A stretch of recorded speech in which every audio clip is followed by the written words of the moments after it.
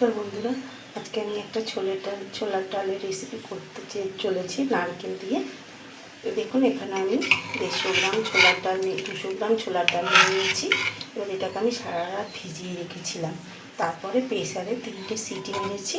দেখুন, এটা সিদ্ধ হয়ে গেছে।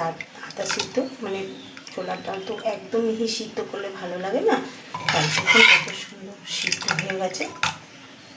এর মধ্যে আমি একটু নুন হলুদ মিশিয়ে নিয়েছি।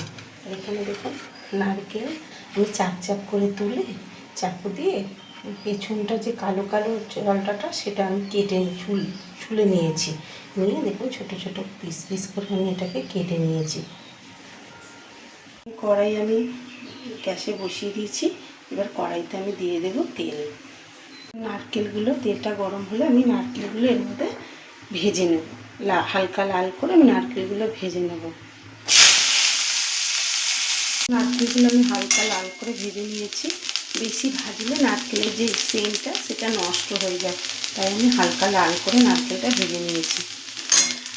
আমি এবার তুলে নেব একটা বাটিতে।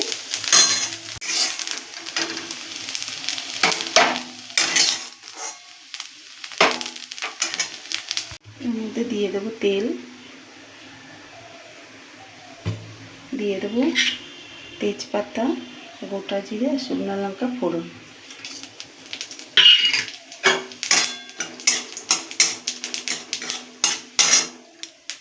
আমাদের এটা ভাজা ভাজা হয়ে গেছে এবং খুব সুন্দর একটা গন্ধ ছাড়ছে। এবার এর মধ্যে আমরা ডালগুলো ছেড়ে দেবো।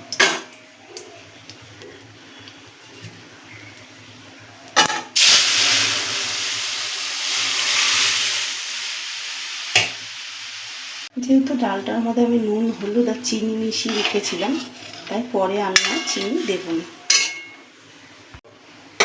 এবার নারকেলগুলো আমি এর মধ্যে দিয়ে দেবো।